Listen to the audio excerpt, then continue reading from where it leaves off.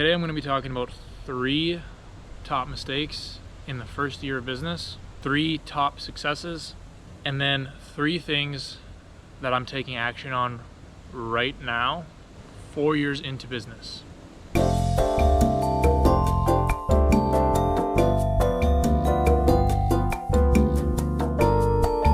Just to give you guys a brief description of this channel. So on this channel, I'm going to be talking about business, a little bit of travel, a little bit of philosophy, how to become better in YouTube, my journey through YouTube, and showing you guys my progress in editing videos, making content, kind of wrapping it all together, intertwining all of it together into my personal own twist. For those of you that don't know, I have a channel designated just to my small service business. We do junk removal. You can check that channel out. I will leave a link below, but let's get into it. Top 3 wins in the first year of business. So the first year of business is a learning curve. It is where you're going to learn all of your beginner things, and you're going to make all of your beginner mistakes as well. I'm going to start out with the top 3 wins.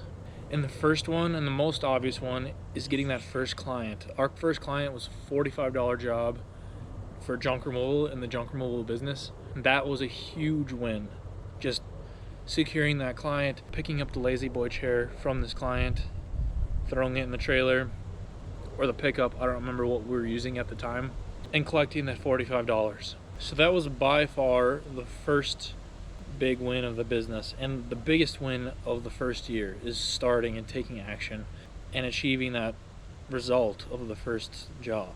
Another top success, top achievement for that first year would be hitting $10,000 in revenue. So 2022 was the first year of business for us. It probably took 5 months to hit 10K, the first 10K in revenue, and then probably another 2-3 months to hit the second 10K. The first year was about 30 to 40,000 in that range, top line gross revenue. So hitting that first 10K, hitting the first 5 figures in revenue was definitely number 2. Connecting with the right people, that is number 3. That is another success. When we started junk removal, I had a business partner who helped start this business with me. I would go and help another company in town doing junk removal. He helped me a lot. He showed me what to do, and I learned from him what I don't want to do in my own personal business. Just making that connection. I remember we went out to lunch with him, not even knowing him at all, and that was the biggest thing. That was just getting out of the house, the apartment at the time, and making a connection with someone who is doing what you want to do in life. And at that time, it was start a junk removal business. We hadn't officially started, and we're not officially professionals at our trade. We're still not professionals at our trade, but we're a lot better, and I've learned a lot in the last 4 years doing this.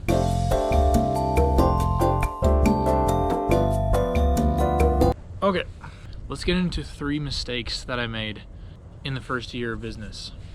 First of all, we made many mistakes. That could be a whole video in itself. That's 3 hours long, making a video about mistakes in the first year of business. One big thing would be tracking data. The first biggest mistake is not tracking enough. Something that I've learned being someone who's never been around a business, never operated a business before junk removal. I didn't grow up in a family that had businesses, nothing like that.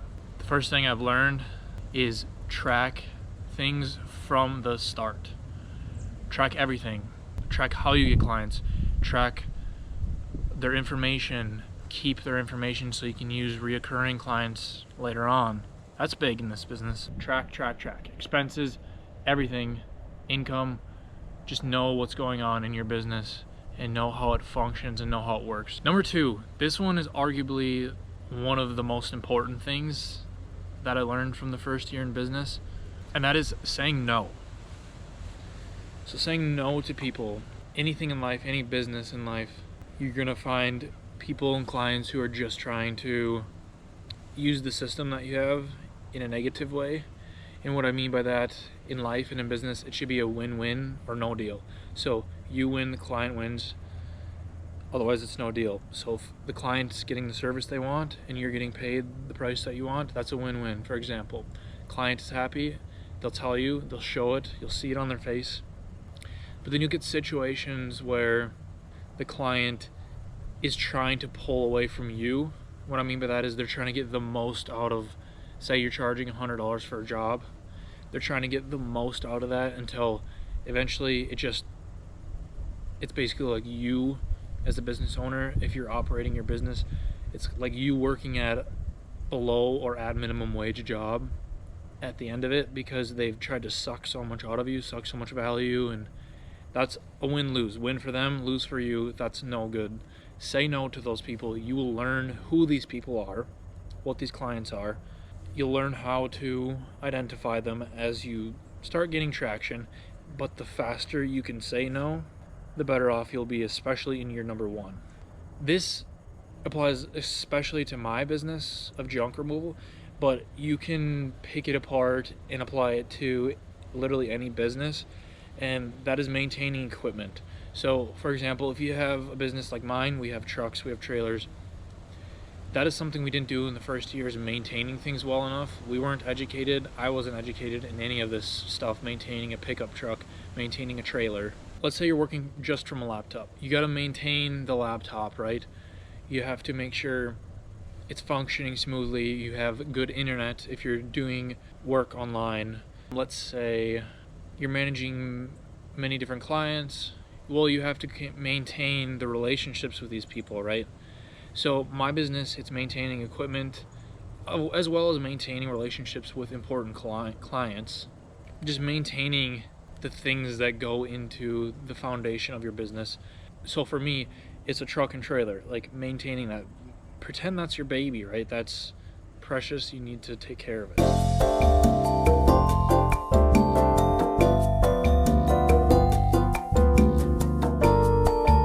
3 things that I'm trying to implement right now: tracking every single penny that comes in and goes out of the business, knowing exactly where it's all going and knowing where it's coming from, making sure you're getting paid, of course, tracking it that way. In the past, we've sent out payment links or invoices where we don't even know, we can't even track if it's a completed invoice or if it's outstanding. We could have invoices out there for a couple $100s or whatever that we just have no idea about because we used an inefficient payment link or method to do our billing. You know, and the billing is the breadwinner, right? That's how you get money and revenue. So I would definitely say tracking everything, having a good system for that. That leads me to the number 2, building systems. In the first year, neither I nor my partner had business experience, so we hadn't established any systems, and we had no idea how important systems were and how important they are in a business. So right now I am tracking systems, trying to do better with systems, working on less and the least amount of friction possible to gain a client, however that may be. That's just one example, but then that brings me to number 3, and that is cutting the costs for each client. I don't pay too much for each client, but after 4 years in business, you have to start fine-tuning little things here and there, and that's how you improve, and that's how you create new opportunities and learn new skills. And right now it's fine-tuning the process to get a new client and cutting the cost for each lead and marketing. It would be nice that everyone just knows, hey, I do this business, I do that business, and I can help with your needs. And people are just verbally, orally telling other people about your business versus paying. And I'm not trying to knock paying, for example, Facebook to do Facebook ads, because I think that's a great skill to learn. And it's definitely useful in a lot of businesses. But getting to the point where people just know you as a home name well enough to that you can keep busy without having to pay for these leads, that is huge. That's huge. So that's number 3. That's lowering the cost per job, the cost to acquire a job. So for example, right now I'm spending like $50 a day on Facebook ads in the junk removal business. One ad has just absolutely destroyed it for us in a good way, in a positive way. And that ad has been non-stop running for many weeks now. It brings in new people on Facebook every day.